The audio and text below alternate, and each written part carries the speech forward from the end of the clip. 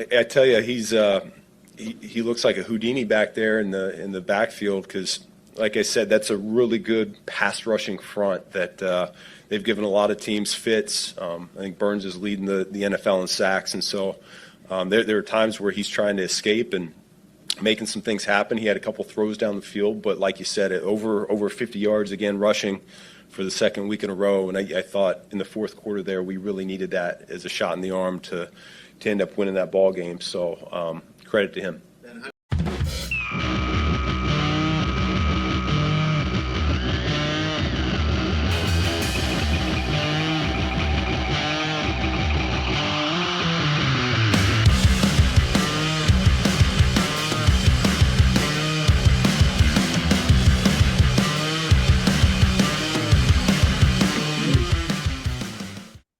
Listen, having a baby is cool and all. But what people don't realize about having a baby that you decided to have affects more than just you. It affects your friends. Like when you decide to have a baby and then throw a baby shower to celebrate said upcoming baby on a Sunday from 12 to 3, ruining my Bears watching because I'm too busy on the first floor of this multi-level baby shower party taking swings in the golf simulator.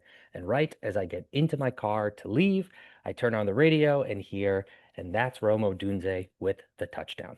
From a game that looked like nothing to a game that pulled a rabbit out of a winter hat, the Bears gave us yet another crazy win that caused Podcast Dad to have all kinds of emotions and ask the question, why can't we play quote unquote normal games? So, what did we learn about the Bears this week? We learned that they can't play normal games. Done. Okay, great. Easy. Done. But that golf simulator sounded pretty fun. Honestly, I'm a little jealous of that. swing That felt sounds pretty great. cool. It's been a while since I swung a golf club, and it looked pretty good in this virtual simulated place. I like it. I like it. I think we learned a lot about Caleb, actually. I mean, I know a lot of people were saying he's working his way up. Yeah, early on it was like they're winning kind of despite him. They got a lot of turnovers. The defense would have four turnovers. The offense wasn't doing a ton. This was the Caleb Williams game, though, man. Like, if you Mm. watched it, the box doesn't really do justice to like his performance, but they don't win that game without him. The receivers were not their best. They had eight drops or something like that. And two in the end zone. They had two drops in the end zone by Moore and Zacchaeus. And Monangai dropped us like an outlet pass. Swift dropped a fourth down pass. DJ Moore had one there. Rome dropped one late. It was not great. So they were kind of letting him down.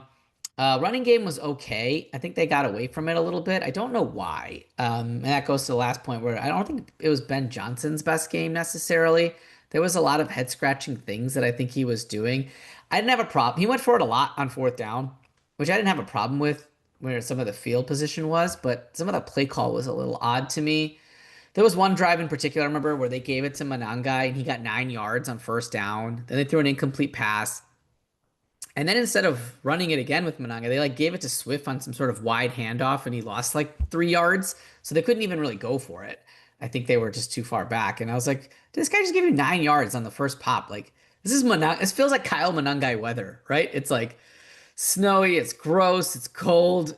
Give it to this bruiser guy who you gave Yeah. 26 carries to last week. And this week he only got seven. It's a little puzzling. I know that they were down for most of it, but still, it was odd. But yeah, Caleb kind of just took it all on his shoulders and just like won the game. It was kind of remarkable to watch. And the Houdini clip you saw over there, my God, like just his sack avoidance is elite. It's like elite. Yeah. I can't believe he only got sacked once. Just watching him like run around like a crazy person back there. They said he was under like a pretty significant amount of pressure over the course of the game. I think it was one of the higher like pressures he's been under this Honestly, season. it looks like he's getting chased by bees every game. It looks like he's just running away from a swarm of bees. And he's just like doesn't know which way he's going and it's like trying to get out of his hair and like and just throws like a missile at somebody. That's one of the things he can work on is I think he throws it as hard as he can like almost every single time. Yeah. And it's cold Yeah. and I get it. That's the receiver's dropping it, a little bit of an anomaly game. Although Zacchaeus does drop some balls. We saw it in the Washington game too. but it's cold. Hands get cold. I'm not super worried about that is like a huge issue moving forward. But yeah, I mean, what a game from him. Just absolute gamer. Um, Put the team on his back, won the game with his legs too. He had 63 yards rushing. Really came through there in the clutch. Dude, like so many clips are Ben Johnson calling him Houdini, people saying he has ice in his veins, like Case Keenum being like, "Yo, you're about to go win us the game, go get it." Like, Hmm. there's so much Hmm. like cool shit from this game about like, it's all edited or whatever, but it's just like this dude really did it. And it's interesting actually you said that Ben Johnson made some weird calls. I mean, would you say this was one of his like, I don't know, worse is maybe not the right Yeah, word, but I would say it's like one of his more head scratching games, maybe yeah. not worst games. I mean, he's still pretty good at like just understanding a little bit of the flow, under clock management. He's pretty good at a lot of that stuff. I don't like Eberflus. I do know what you were going to get. Like he's totally going to botch something up. But like I trust Ben Johnson with some of the things that he tries to do. I didn't love some of the. I didn't love that he got away from I didn't like, yeah, the running game, Guy only getting 7 carries. I didn't like that at all. Swift had a couple good runs. His yards per carry were actually pretty solid. There was one where he bounced off 2 dudes and like, got that first down. That was huge. Yeah, that was Other awesome. times it was just like he's getting arm tackled, right? I think he could have used more of a balance there. I'm not sure why he didn't. Yeah.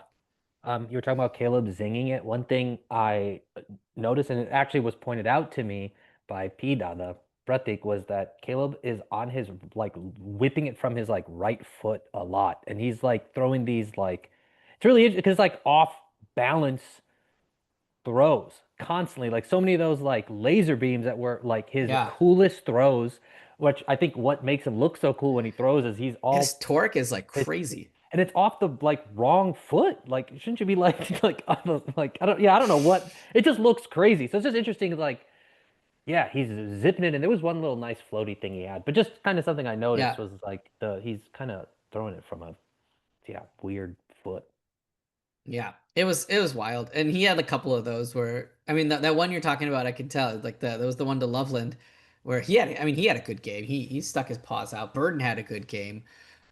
So the young kids are coming to play. Rome bounced back after getting his cardio game in. He bounced back with some catches after his Yeah, dad like called out the team. So um, it wasn't all bad. It was just kind of sloppy. The weather was sloppy. Jackson Dart was like he was dealing before he yeah, got hurt, yeah, before Gardner Johnson laid the wood on him and knocked him out. He was dealing. So I don't know. I mean, I know Dennis Allen doesn't have the horses, but like sometimes his defense is like, what are we doing, man? Like Dart is just killing you with his legs, and like we're not. It didn't seem like we were doing much about it. So I don't know. The Bears defense really dominated. Started clicking when Dart left the game, yeah, and Russell Wilson took over.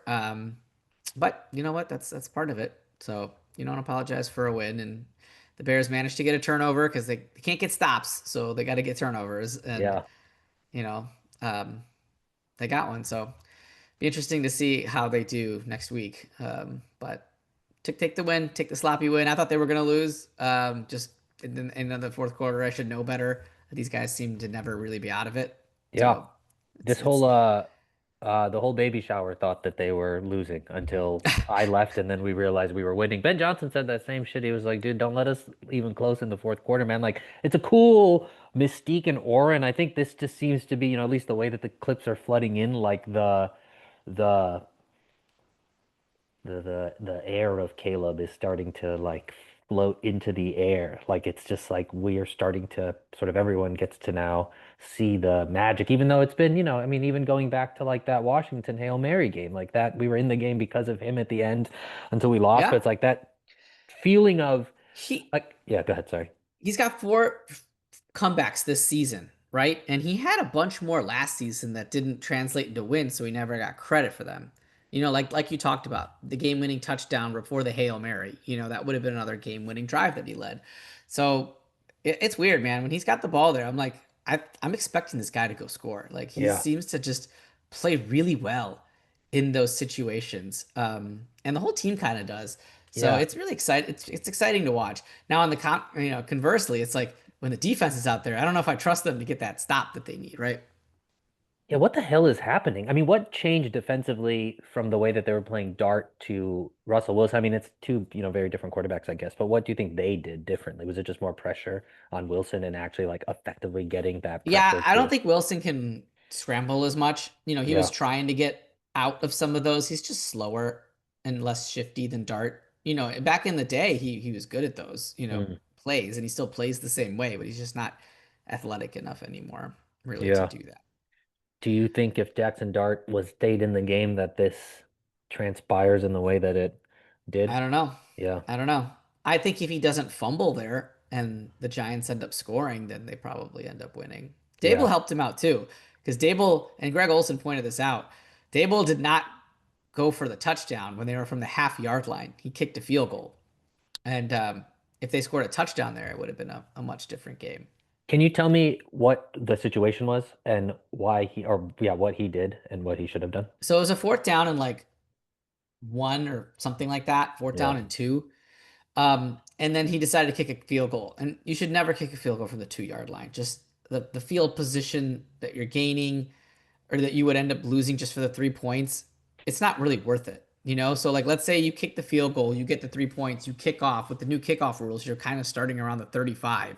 So you're giving up 3 points for to start at the 35 versus if you can score the touchdown, right, which is ideal. But even if you don't get the touchdown, they're at the 2 yard line, you know, and you play your defense, chances are you might get a punt and get it back around your 35 yard line, right? Even if they Right, right, get a right. first down or something. So it's really not. And then, you're about 20, 30 yards from another field goal attempt. It's not really worth it to take the 3 points there. And then the Bears had 12 men on the field. So they moved the ball. It's still fourth down, but they moved it half the distance to the goal, which is something like that. So it ended up being on the half-yard line. So they had fourth and half-yard line, fourth and goal from the half-yard line.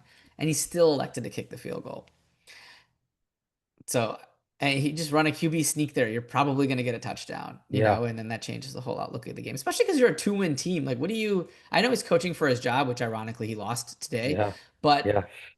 what do you just, your 2-win team. Go for it. Yeah. It's when I saw that, I mean, I guess the larger scheme, it's sad when people lose their jobs, but in the moment, just like seeing from a football perspective, I was like, damn, that's crazy. Like how, like, that shit happened to us, and now we're doing that to coaches. Like we're ending coaches' tenures.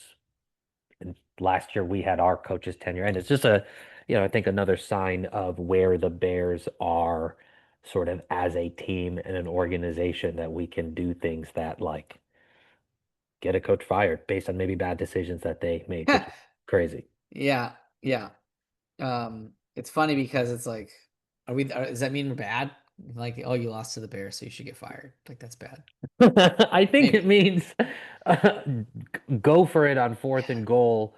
Yeah, I assume you know this, but I learned that he was the coach of the year in 2022 and got me just that thinking doesn't about mean anything. Yeah. it's just very interesting how quickly things can Oh, turn. yeah. Like it's, Well, it's another part of it is Dart's had 4 concussions or something like that.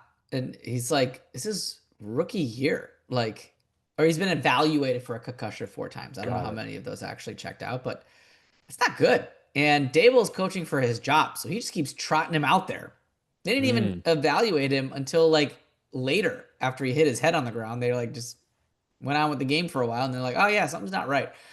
So Dable's just basically like, "I need you to save my job. Get out there, right?" And Oh it's my they need to God. protect their investment, their quarterback. So I think that was part of it too.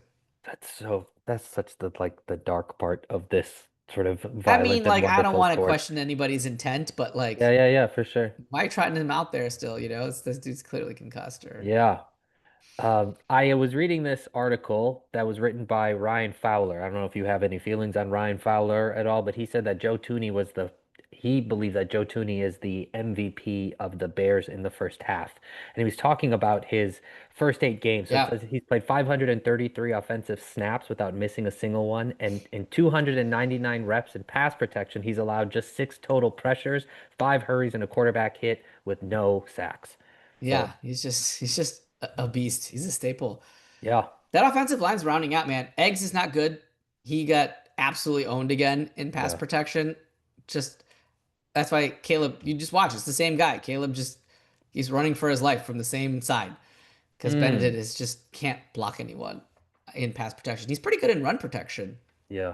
But in pass pro, there's some work to do there. So I think left tackle is definitely an off-season need. I don't think Theo's the left tackle of the future. I think they're hoping Ozzy will have an off season to like learn how to play left tackle. Yeah. Otherwise, they spent a second round pick on a backup, which is not ideal. But Gotcha. they're not because he's not supplanting Darnell Wright. So Well, yeah, because I was going to ask you, I mean, the offensive line seems to be doing good. Caleb's taking less yep, sacks. I mean, he's running around a lot. It's interesting that it is coming from one side because Darnell Wright's on the other side, spinning people and shit, like knocked him to the ground yeah. with one Brian hand. Burns too. Like not anybody. All Yeah. pro Brian Burns. I mean, Yeah. that's a good defensive line, right? Brian Burns. They just extended him.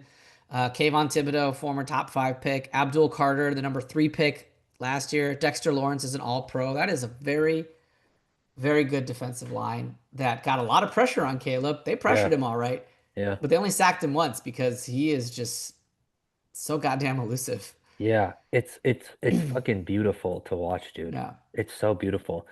Um, I think we also didn't shout out Darnell Wright's backflip or front flip that he did last week in the Cincinnati game as Cartwheel. a Yeah, I cartwheel. did a There we nice go. cartwheel. Yeah. So, I Yeah. mean, each week is a new trick from that man as well.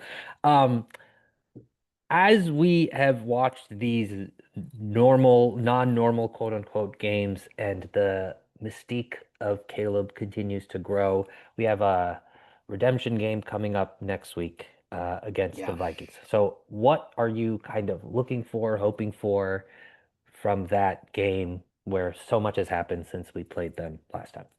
Well, I'm hoping for a win. Yeah, sure. I thought they would split with the Vikings this year, but I thought they would win the first game. Right. So I need them to make it up to me. Actually, I'm previewing this tomorrow with On Tap Sportsnet Bears on Tap, And it'll the probably weekly preview. be, clarify, it'll probably be today when Oh, people are yes, listening. that's true. I'm Yeah. sorry. I don't. We're recording on a Monday. It'll be Tuesday. I'm recording Tuesday at 8 p.m. Central with Q. Maybe Brendan Sugar. I'm not sure, but come check that out. So we'll be going over the preview there. I do think the Bears are going to win. I think that they're just riding this momentum right now. I think that the Vikings are trying to figure themselves out a little bit. They have some good skill players. McCarthy obviously got the best of the Bears the first time they played. Granted, he was largely awful for 3 quarters and then was okay for a fourth quarter. I mean, the Bears Yep. more than they just kind of gave it away. Yeah. I am worried a little bit in the fact that Jackson Dart was able to run on them a little bit. McCarthy can move around a little too. So even if his arm is not doing so well, he can like pick up 5 or 6 yards, 7 yards scrambling. And we just need to be better about that. I'd like to see TJ Edwards come back because I think he's a smarter player than Noah Sewell in terms of reads and instinct. He's a better tackler than Sewell as well, as we saw Sewell did not have a great game when it came to that last week. So I'd look to hopefully get TJ Edwards back. But I think this Bears team is I think they can definitely go in and win. Right now they're 2.5 point underdogs in Minnesota, so Vegas thinks it'll be a close game. But both Caleb and Ben Johnson have seen Brian Flores numerous times, Yeah. so it's nothing they shouldn't be unprepared for. The last thing I want to say about this game too is I saw this the last clips before we recorded today.